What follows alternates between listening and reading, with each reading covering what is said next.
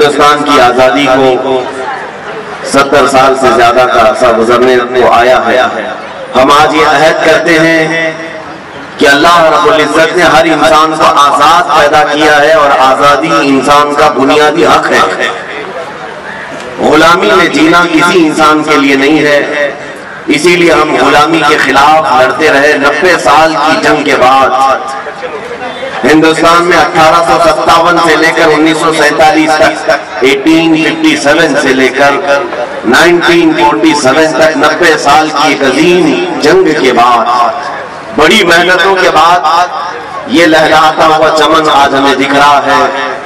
اور ہندوستان کی اس آزادی میں 100-200 کا نہیں، ہزاروں کا خون بہا ہے، اور ان کے خون کے بعد، ان کی قربانیوں کے بعد یہ آج پرچم سر بلند ہے ہندوستان کا۔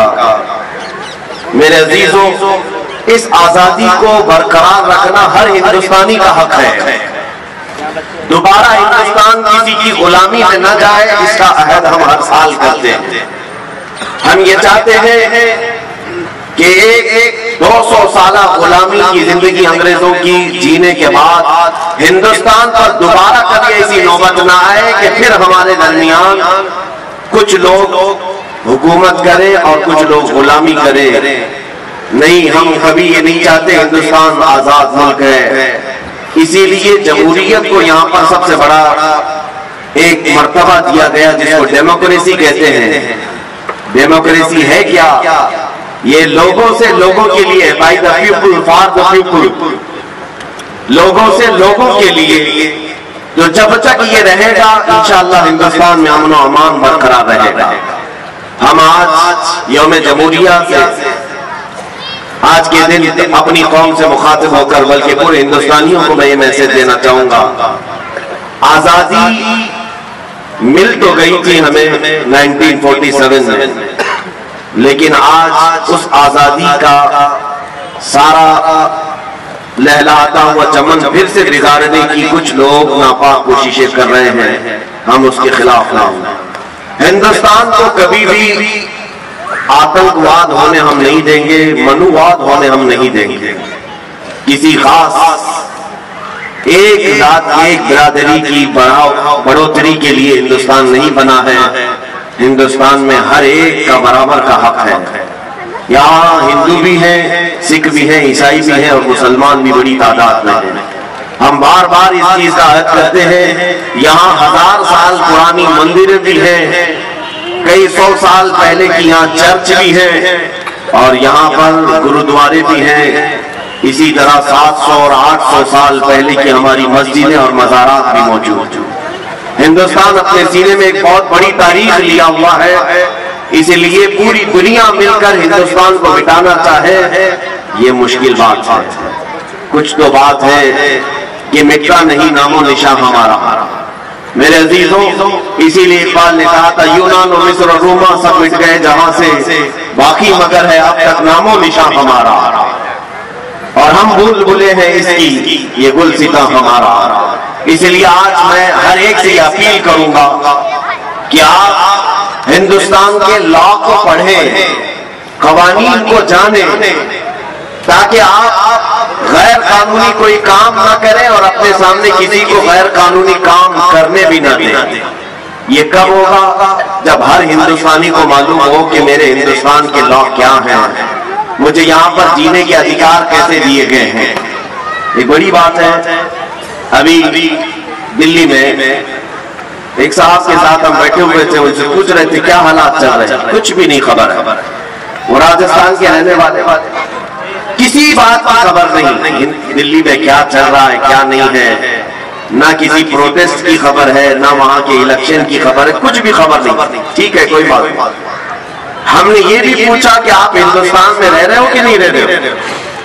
کہا صرف ہم کھانا پکانا اور اپنی ڈیوٹی والا اتنا ہی۔ میرے عزیزوں، ہندوستان میں رہنے کے ساتھ ساتھ آپ سب کو یہ بھی معلوم ہونا چاہیے کہ ہمارے یہاں جینے کے لیے کیا ادھیکار ہمیں دیے گئے ہیں، کیسی آزادی ہمیں دی گئی ہے، ہمارے لیے کیسے لا دیے گئے ہیں، یہ ہر ایک شہری کو جاننا اس کا حق ہے۔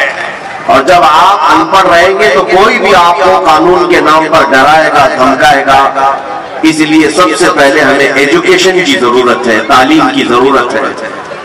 میں یہ نہیں کہتا کہ سارے لوگ لا پڑھنا شروع کر دیں، سارے کالجز میں لا ہر ایک انسان، ہر ایک شہری، ہر ہندوستانی وہ اپنے طور پر فردن چاہے تو نیٹ کے ذریعے سے بھی پڑھ سکتا ہے ہندوستان کا سنویدھان کیا ہے۔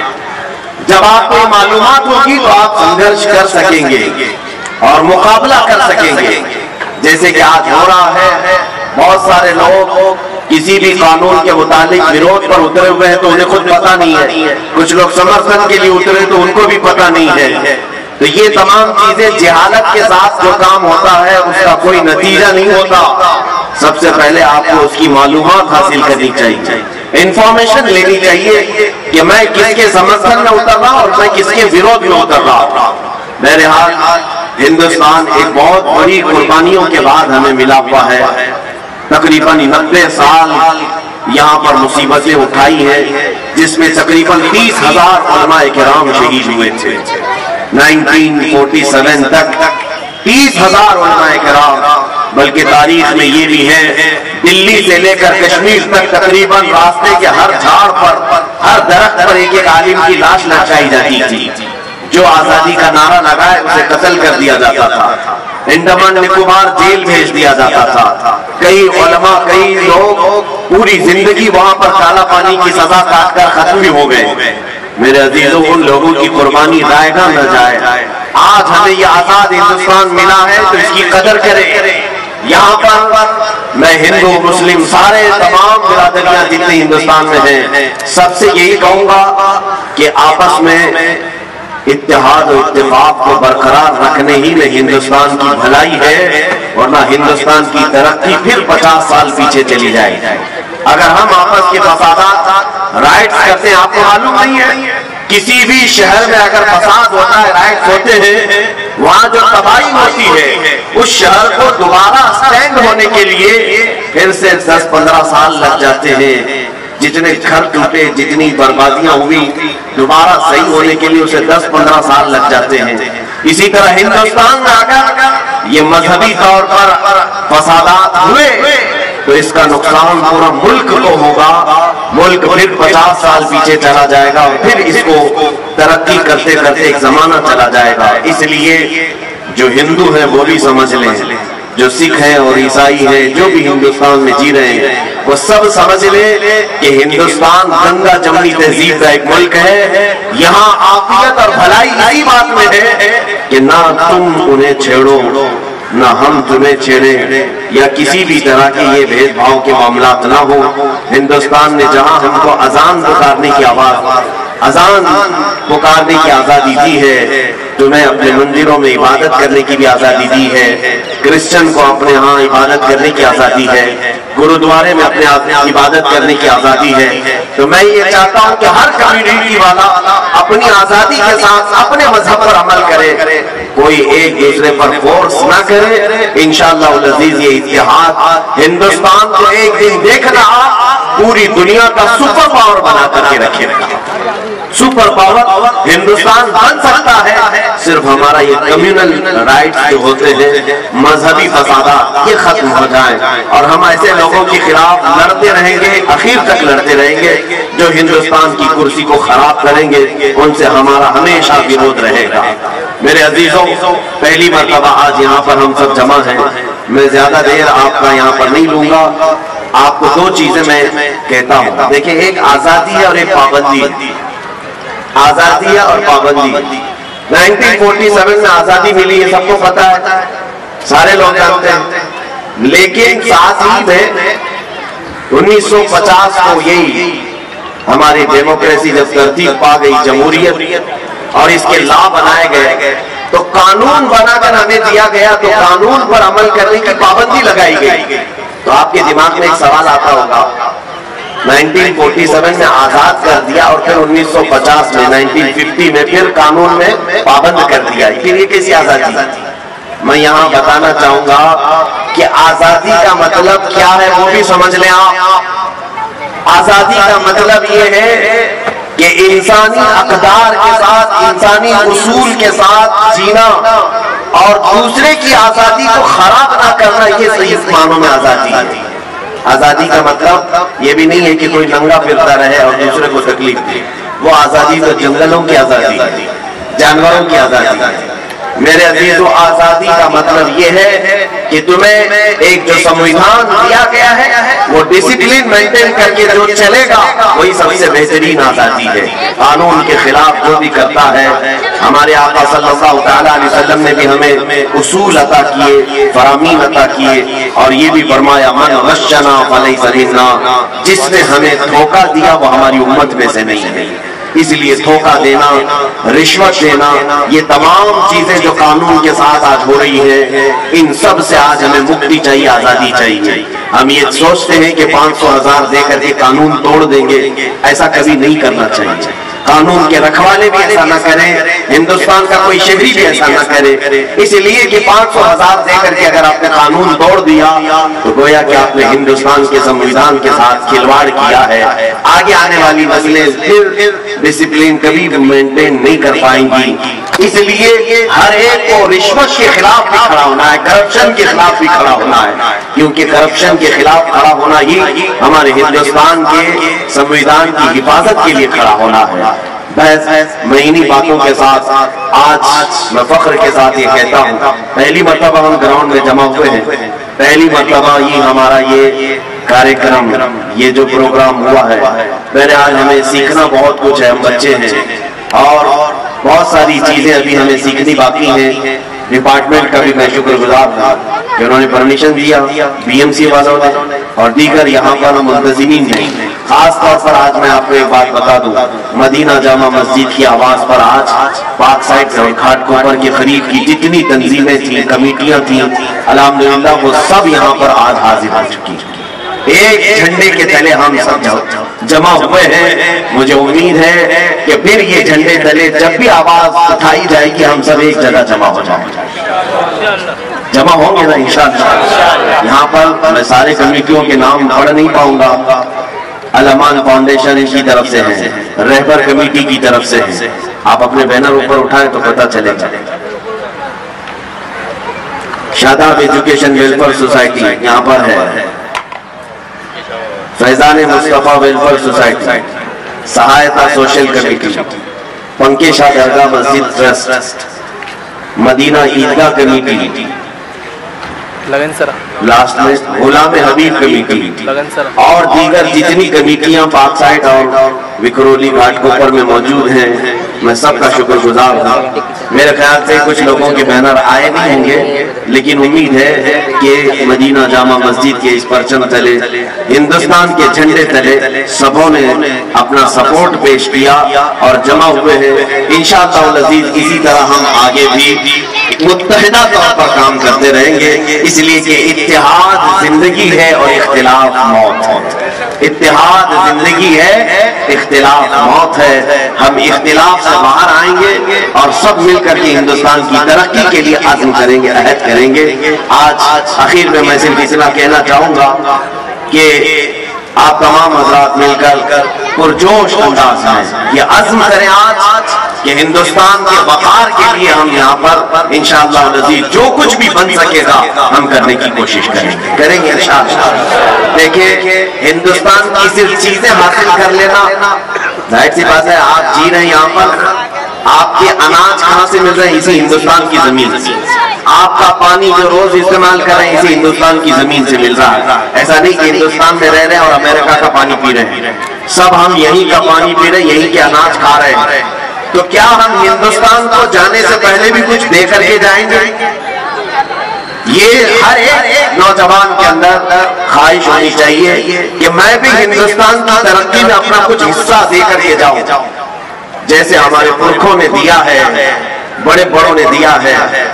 جتنے لوگوں نے بھی ہندوستان کو بنانے میں یوگدان دیا ہے آج ان کے نام لیے جاتے ہیں. اسی طرح ہر مسلمان کو، ہر ہندوستانی شہری کو یہ عزم کرنا چاہیے صرف میں ہندوستان کی مٹی میں رہ کر کھا پی کر کے چلا نہ جاؤں، بلکہ ہندوستان کی ترقی میں میں اپنا بھی کچھ حصہ رکھ کر کے جاؤں. کوئی تو ایسا میں کام کر کے جاؤں. اس لیے سائنس کے میدان میں جو بچے ہیں میں ان سے گزارش کروں گا پڑھو اور بہت آگے بڑھو تاکہ ہندوستان کی سائنس کو، ہندوستان کی ٹیکنالوجی کو تم آسمانوں تک پہنچاؤ. آج جو بچے انجینئرنگ میں ہیں میں ان سے گزارش کروں گا کہ خوب آگے بڑھو، اتنا آگے بڑھو کہ ہندوستان کا انجینئرنگ میں ایک مقام پیدا ہو جائے پوری دنیا میں، تاکہ آپ کو ہمیشہ یاد کیا جائے۔ ایک بات یاد رکھنا، آپ کون سے گھر میں رہ رہے تھے، کیا پہنتے تھے، کیا کھاتے تھے، آپ کے مرنے کے بعد کچھ بھی نہیں یاد کیا جائے گا۔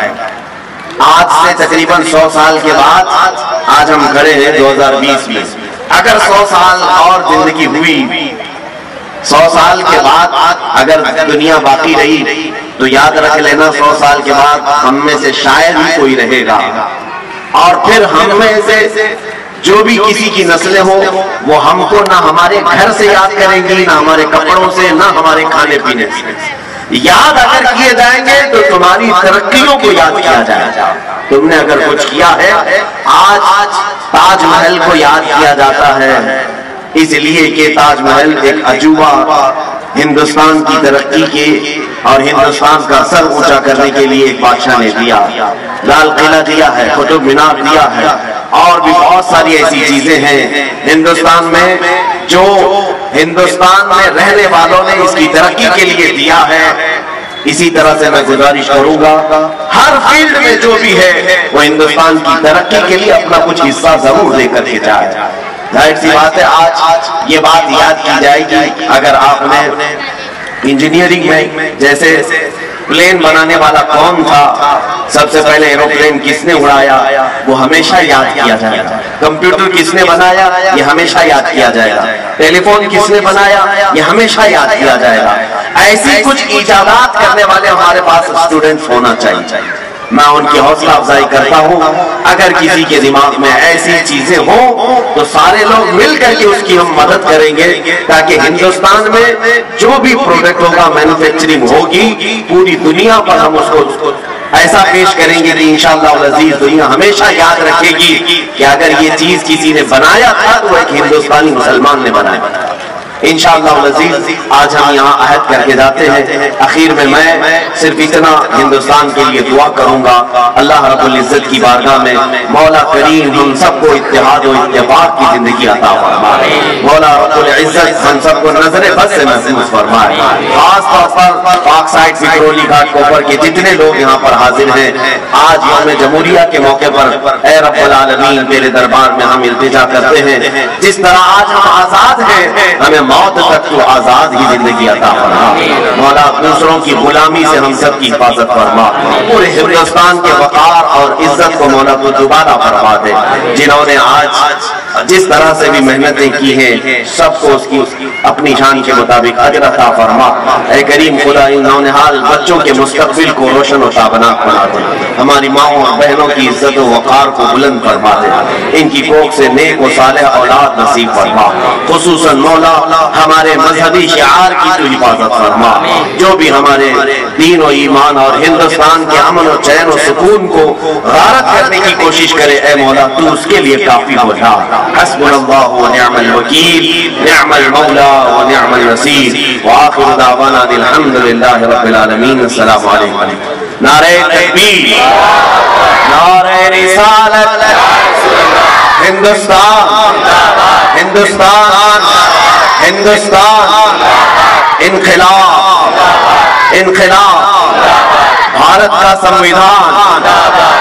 السلام علیکم۔ میرے چینل کو لائک کریں، شیئر کریں اور سبسکرائب کریں، گھنٹی ضرور دبائیں تاکہ آنے والی کوئی ویڈیو ترنت آپ تک پہلے پہنچے۔